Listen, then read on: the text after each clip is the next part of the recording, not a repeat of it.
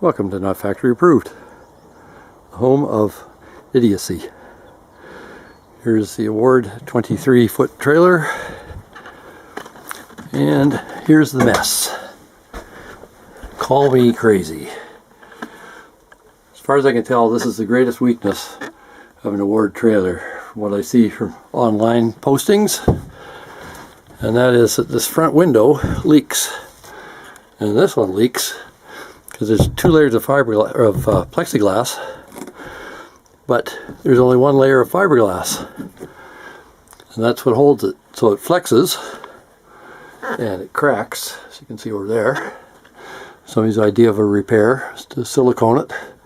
So I got to take the rubber out, get all the silicone off of it, the new caulking, make sure the seal is still good, and it does seem quite flexible, so that's all right. And then I got to replace the front panel, which you can see is totally rotten. So this started, thought I could replace the front panel and fix the leak later, but no, fix the leak first. And it's even wet up in here. So,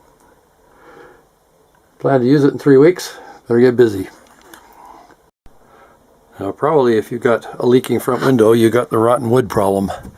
Some of this is just plain slimy. But it does come out quite easily. Just have to push it out from there. You can see that. See some light.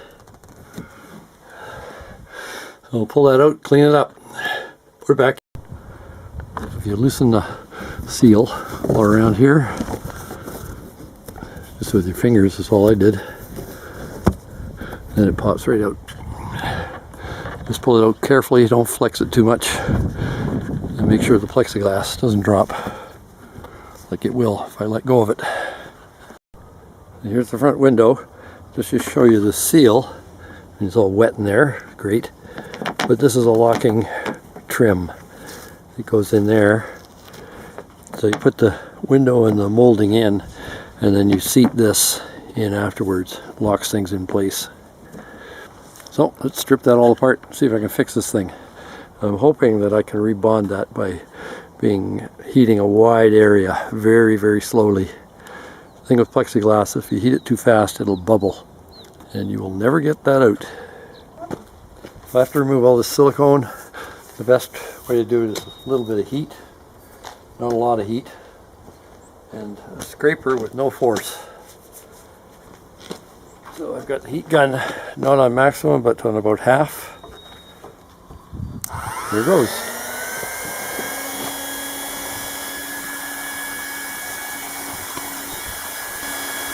No force because I'm going to break it if I put any. I also could scratch it. Don't really want that either. And that's what you do. Keep on going. And I'll use vinegar after this. Clean off what's left. And let the weight pull it off.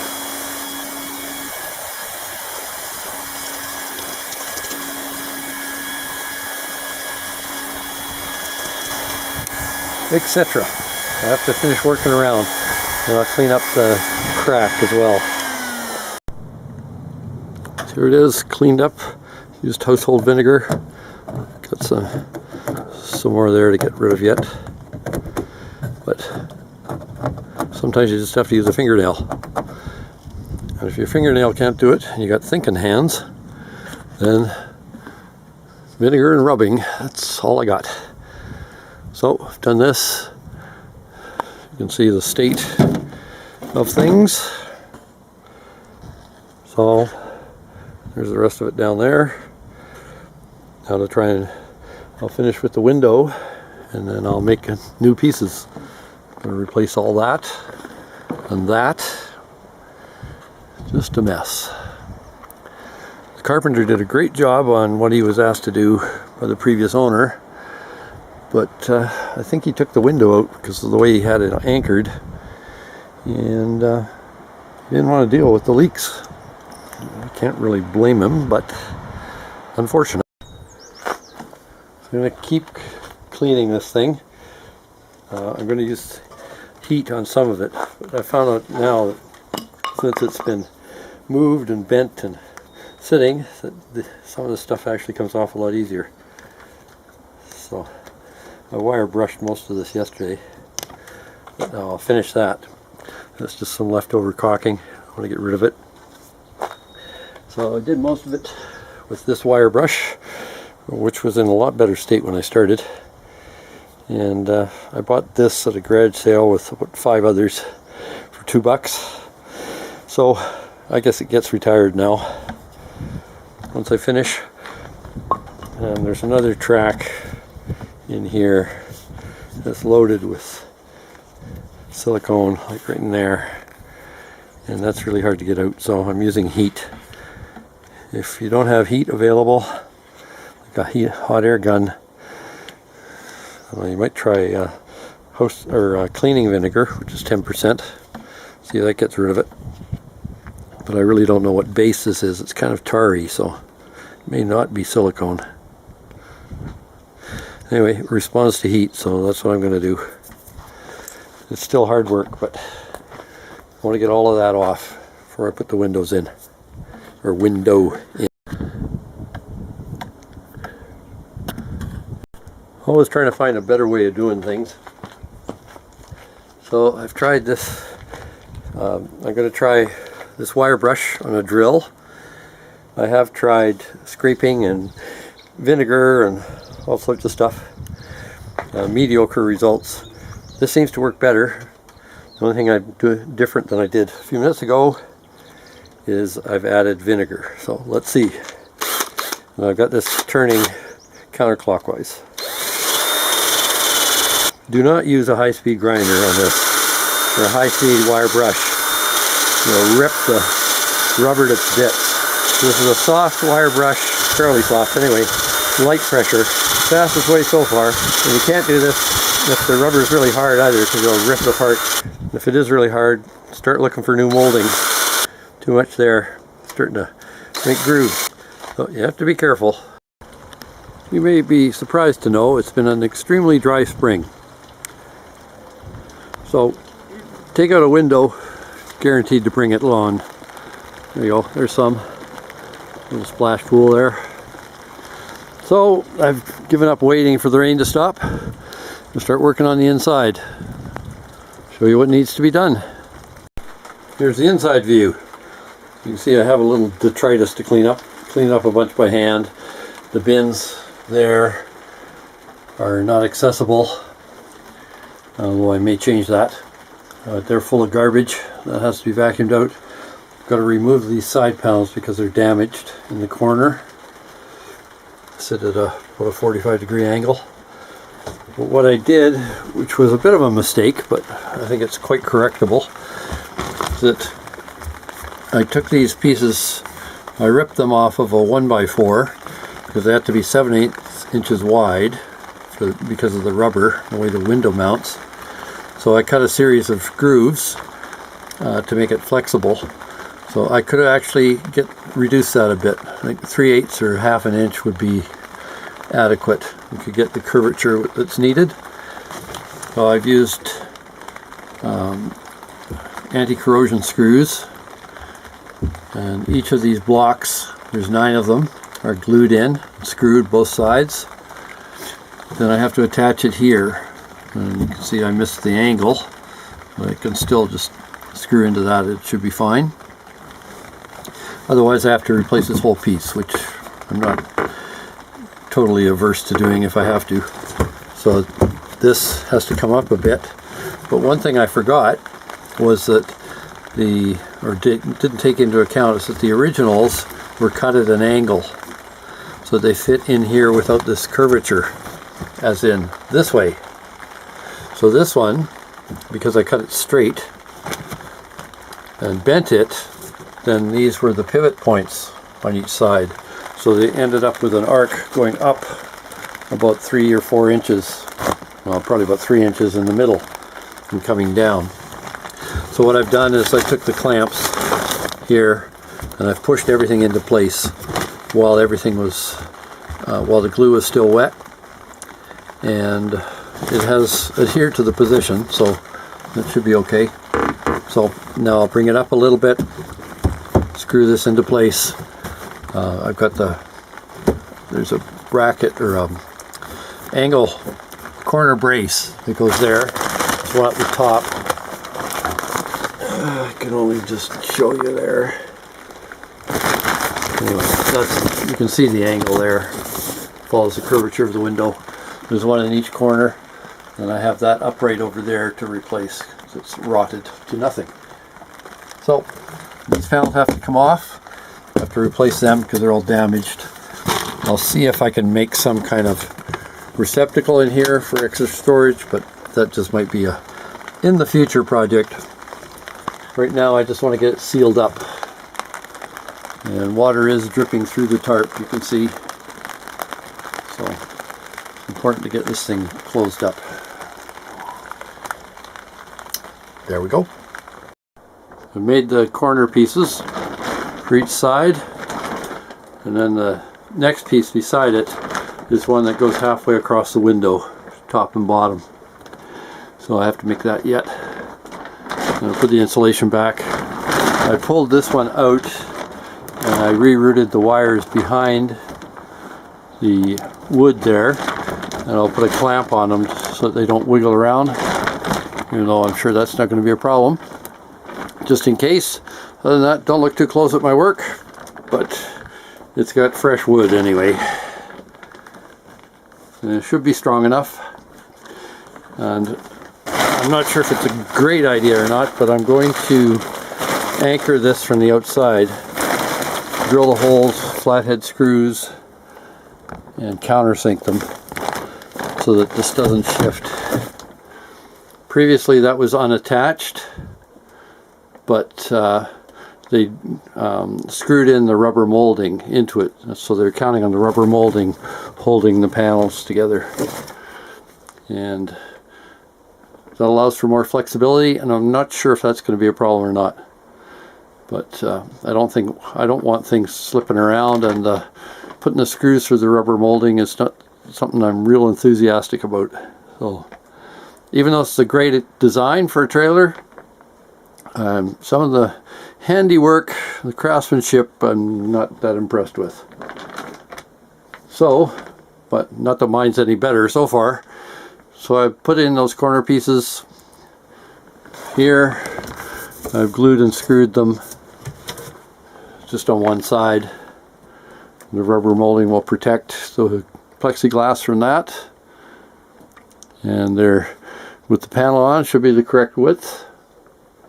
So, carrying on. I've cut the pieces, you can see. So now to see if I cut them right. I cut them a little bit bigger because I think the edge I was using, or the piece I was using, had lost some of its edging. I wasn't sure exactly how much, so better to cut it big first and then reduce it to fit. I've put a plastic clamp there to see it. It's not completely tight, but it's pretty tight. It's got some restriction to moving. So I wrap that around there, and if I ever do put a bucket kind of cabinet in here, there's lots of room, and I've got these wires now, 12 volts in the antenna, well, the antenna is no longer in use, off to the side, so that can easily go out of the way. The only thing that I might have to change is that clamp down there. Get the antenna wire, for what it's worth, over. I just remove it, and then this, I think there's enough room there, but if not, then it could easily be moved a little bit to the side. So now to see if the panel will fit. It looks like it should, and it just slides up in there, so let's see what happens. Progress thus far. I countersunk these 3/4 inch stainless steel screws, 4 across the front. I was going to do 6, but I decided it was more important to put one here, part way up. It does still flex, so I expect it to be alright.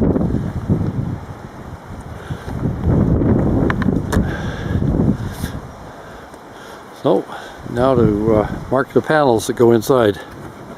For that, I will need help. I will induct a grandson, I think. there it is thus far. Just the window to go. We cut these front pieces here and here, both sides, to replace the framing. Done the top. That's covered by a blind. You can't really see it because of the sun. There you go. And then stapled in, and then the shelf covers these staples, and the rubber covers these staples. And that should be it. Now I just got to wait for the glue to come so that I can fix the plexiglass window, and then it should be all set to go in. A little bit bigger job than I expected, and I think it's ready to go. One front window for an award trailer. Got a bit of a overlap here that I don't remember having before. So it wouldn't surprise me totally that I've bent it a bit, but I had to use a little heat to get this to adhere properly, which is okay because the plexiglass was fairly cool. So all the marks that are on it I've checked. They're all on the outsides. So I have to do a final cleaning there. And that should be it. Then I've got the rubber gasket to work with, but I'm waiting for some warm weather. It just keeps raining, which is really unusual this time of year. So when I open up the trailer, when I finally get a day that's got some heat to it, and make sure everything's good and dry, then I will caulk the wood that this fits against. As you can see, they did previously. Some good quality caulking, and get that to be cemented in, and then the window goes in afterwards. The reason I think that's the case is because they had this all screwed down into the wood, so obviously you can't do that once the window is in. And I might do that yet. I'm kind of weighing that option. I might just count on the caulking and the framing I made for the window. So another decision yet to be made, but window looks like it should be able to go in once things are dry. First nice day in a while. Looks like I can take the patch off the front, clean it up, start putting the window in. Everything looked pretty dry yesterday when I checked it, so it shouldn't need much drying time. But we're supposed to have nice weather for a couple days, so now's the time to take it. Here goes. So this has some tape residue on it, and I cleaned off the other side with a rag and paint thinner. You have to make sure that the tape that you're using is soluble. Its residue is soluble with paint thinner. So you don't want to use acetone. That you will cause damage to the gel coat that's on the fiberglass. So I'm going to try something here. Tried it with just a rag before. It's kind of labor intensive. I'm going to use this scraper. Make sure the scraper has no burrs on it. There we go. Get most of it off that way. And put it on the rag. Keep going.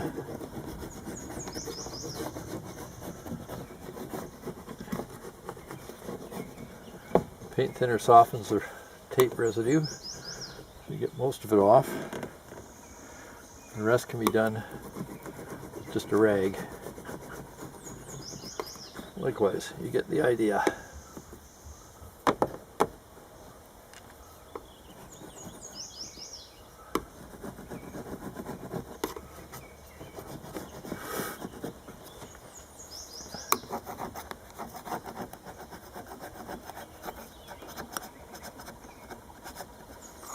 It's kind of gooey.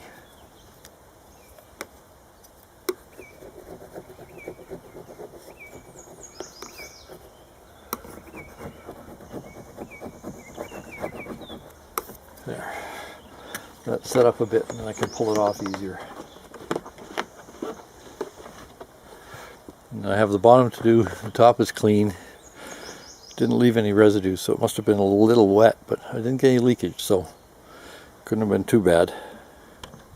Please don't forget to like, share, subscribe, or even notify, or any of the above, or all of the above. Thank you.